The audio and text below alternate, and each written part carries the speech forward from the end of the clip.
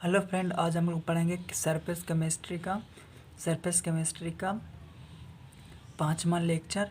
कणों के आकार पर कोलाइड के प्रकार। कणों के आकार पर कोलाइड के प्रकार। हम लोग कोलाइड किसे कहते हैं? वैसा बिलियन जो पार्चमेंट झिल्ली यानी चमड़े का एक झिल्ली होता है जिससे जिससे बिलियन आराम से आर पार हो जाता है, चमड़े के झिल्ली से आर पार हो जाता है, उसे हम लोग कोलाइड कहते हैं। जैसे गोंद हो गया, स्टार्च, ये कोलाइड होता है। तो कणों के आकार पर कोलाइड के प्रकार। पहला होता है मल्टी मॉलिक्यूलर कोलाइड, माइक्रोमॉलिक्यूलर कोलाइड, और तीसरा एसोसिएटेड कोलाइड यानी बहुआण्विक कोलाइड, बेहद कोलाइड और सहचरी कोलाइड। ये 3 प्रकार के होते हैं। कणों के आकार पर कोलाइड 3 प्रकार के होते हैं। अब हम लोग पढ़ेंगे पहला बहुआण्विक कोलाइड। पहला है बहुआण्विक कोलाइड।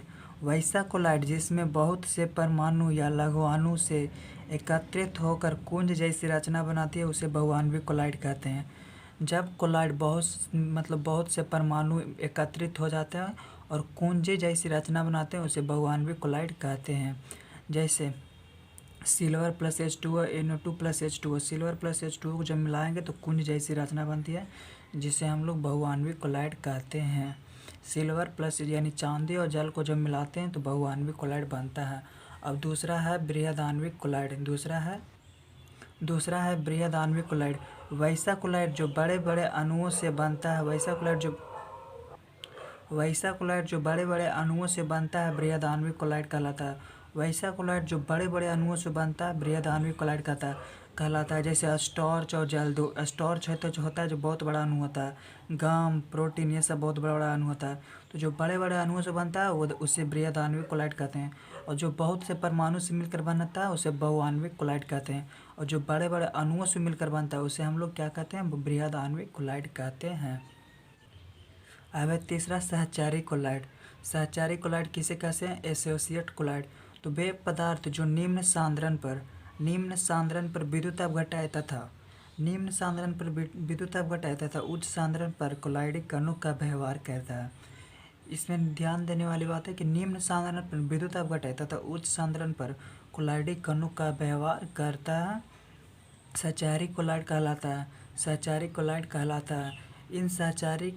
इन सहचारी कणों को मिसेल्स कहते हैं। जब सहचारी कोलाइड बनता है तो इन जो कण होता है उसे हम लोग मिसेल्स कहते हैं। नोट्स में है मिसेल का निर्माण एक विशेष ताप पर होता है। जिसे क्रैक टेम्परेचर कहते हैं एवं यह एक निश्चित सांद्रण के ऊपर होता है जिसे क्रांतिक मिसेल सांद्रण कहते हैं, CMC कहते हैं।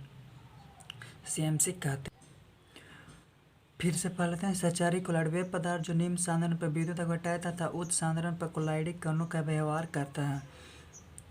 निम्न सांद्रण पर विद्युत अपघटन यानी विद्युत अपघटन किसे कहते हैं? जब किसी पदार्थ से विद्युत धारा प्रवाहित जब जलीय अब है कोलाइड का बनना जिसे हम लोग कहते हैं पेप्टिकरण। पहला पेप्टिकरण पेप्टिजाइजेशन।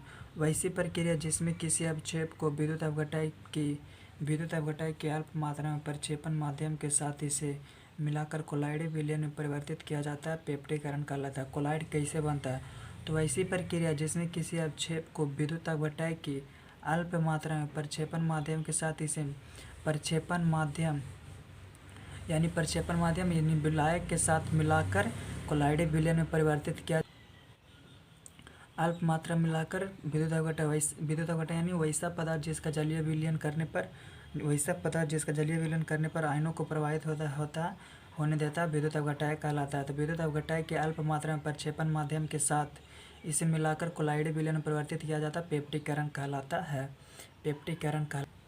अब है कोलाइड विलयन का शोधन यानी प्योरीफायर, डायलिसिस जिसे अपोहन कहते हैं। उपयुक्त झिल्ली द्वारा विसरण की क्रिया से कोलाइड विलयन से उसमें घुलित पदार्थ पृथक करने की विधि को अपोहन कहते हैं। जब कोलाइड विलयन में घुलित पदार्थों को अलग करने का जो विधि होता है जो उसे हम लोग अपोहन कहते हैं। कि एक झिल्ली द्वारा कोलाइड विलयन से उसमें घुलित पदार्थ को पृथक यानी अलग करने की जो क्रिया होती है उसे हम लोग अपोहन कहते हैं। अब अगला है कोलाइड विलयन का गुण। तो पहला प्रकाशीय गुण, ऑप्टिकल प्रॉपर्टीज। जब प्रकाश की किरणों को कोलाइडी विलयन से गुजारा जाता है तो प्रकाश की किरणों का प्रकीर्णन होता है। जब प्रकाश की किरणों को कोलाइडी विलयन से गुजारा जाता है तो प्रकाश की किरणों का प्रकीर्णन होता है। इस प्रभाव को टिंडल प्रभाव कहते हैं, क्योंकि यह घटना सर्वप्रथम टिंडल नामक वैज्ञानिक ने देखा था। यह जो कोलाइडी विलयन है, इसमें इधर से कोलाइडी विलयन से प्रकाश को गुजारा जा रहा, तो प्रकाश की किरणों का प्रकीर्णन हो जा रहा है, यानी प्रकाश इधर उधर जा रहा है, तो प्रकाश की किरणों का। इस प्रभाव को सबसे पहले टिंडल नामक वैज्ञानिक ने देखा था। इसलिए इसे टिंडल प्रभाव भी कहते हैं। तो यह हो गया कोलाइडी विलयन का। अब गतिक गुण। कोलाइडल के कण जिगजैग गति में होता है। इस गति को ब्राउनियन गति भी कहा जाता है। कोलाइडल के कण जिगजैग गति में भी होता है। जिगजैग गति में होता है, इस गति को ब्राउनियन गति भी कहा जाता है। इस गति को ब्राउनियन गति भी कहा जाता है, क्योंकि इस गति का प्रतिपादन रॉबर्ट नाम। कोलाइडल के कण जिगजैग गति में होता है, यानी उबड़ खाबड़ होता है। इस गति को ब्राउनियन गति भी कहा जाता है, क्योंकि इस गति का प्रतिपादन रॉबर्ट ब्राउन नामक वैज्ञानिक ने किया था। अब है विद्युतीय गुण, इलेक्ट्रिकल प्रॉपर्टीज। जब कोलाइडी विलयन से विद्युत धारा प्रवाहित किया जाता है तो कोलाइडल के कुछ कण धन ध्रुव की ओर, कुछ कण ऋण ध्रुव की ओर विचलित हो जाता है, जिससे यह पता चलता है कि कोलाइडल के कण आवेशित कण होते हैं। जब कोलाइडी विलयन से प्रकाश की किरणों को गुजारा जाता है तो कुछ कण पॉजिटिव पोल की तरफ और कुछ कण नेगेटिव पोल की तरफ चले जाते हैं, जिससे यह पता चलता है कि कोलाइडल के कण आवेशित होते हैं। अब है अगला थ्योरी, पायस। वह कोलाइडी तंत्र जिसमें प्रक्षेपित कण और प्रक्षेपण माध्यम दोनों द्रव होता है, यानी विलेय और विलायक दोनों द्रव होता है, उसे हम लोग पायस कहते हैं। विलेय और विलायक दोनों द्रव होता है, उसे पायस दो प्रकार के होता है। पहला ऑयल इन वाटर इमल्सन, यानी जल में तेल पायस। दूसरा वाटर इन ऑयल, तेल में जल पायस। तो पहला है जल में तेल पायस। जब तेल प्रक्षेपित प्रवस्था तथा जल प्रक्षेपण माध्यम के रूप में होता है तब इसे जल में तेल पायस कहते हैं। जल में तेल यानी जल में यानी पानी में तेल होता है, तो यानी जो तेल यहाँ पे हो जाएगा विलेय हो जाएगा, और जल हो जाएगा जो विलायक। जैसे दूध में होता है जो तेल बहुत ही कम मात्रा में पाया जाता है।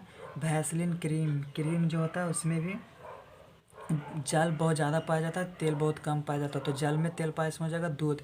और दूसरा है तेल में जल पायस।